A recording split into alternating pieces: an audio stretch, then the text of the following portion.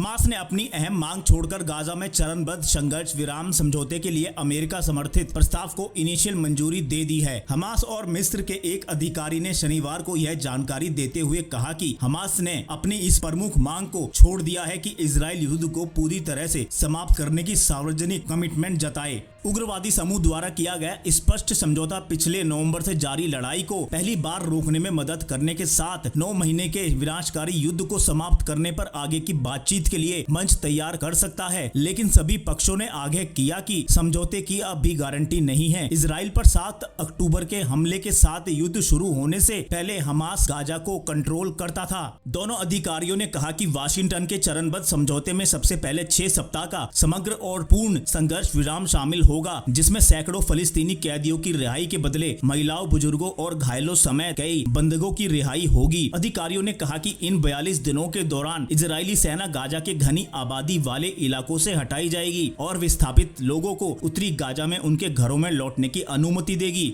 उन्होंने कहा कि इस अवधि के दौरान हमास, इजराइल और मध्यस्थ दूसरे चरण की शर्तों पर भी बातचीत करेंगे, जिसमें शेष पुरुष बंधकों की रिहाई हो सकती है और इसके बदले में इजराइल अतिरिक्त फलस्तीनी कैदियों और बंदियों को मुक्त करेगा। तीसरे चरण में बंधक बनाए गए मृत लोगों के शवों सहित सभी शेष बंधकों की रिहाई और 1 साल पुरानी पुनर्निर्माण परियोजना की शुरुआत होगी। दोनों अधिकारियों ने कहा कि हमास अब भी मीडिएटर्स से लिखित गारंटी चाहता है कि पहला चरण प्रभावी होने के बाद इजराइल स्थायी संघर्ष विराम समझौते पर बातचीत जारी रखेगा। हमास के प्रतिनिधि ने बताया कि समूह की मंजूरी मीडिएटर्स से मौखिक कमिटमेंट और गारंटी प्राप्त करने के बाद आई है कि युद्ध फिर से शुरू नहीं किया जाएगा और स्थायी संघर्ष विराम तक बातचीत जारी रहेगी। उन्होंने कहा, अब हम यह लिखित गारंटी चाहते हैं। इससे पहले संघर्ष विराम वार्ता नहीं हो सकी है क्योंकि हमास इस मांग पर अड़ा है कि किसी भी समझौते में युद्ध का पूर्ण अंत शामिल हो। इसके विपरीत प्रधानमंत्री बेंजामिन नेतन्याहू ने लड़ाई को रोकने की पेशकश की है, लेकिन इसे पूरी तरह से तब तक समाप्त नहीं किया जाएगा जब तक कि इजराइल हमास की शासन करने और सैन्य क्षमताओं को नष्ट करने तथा आतंकवादी समूह द्वारा बंधक बनाए गए सभी लोगों को मुक्त कराने के अपने लक्ष्य को हासिल नहीं कर लेता।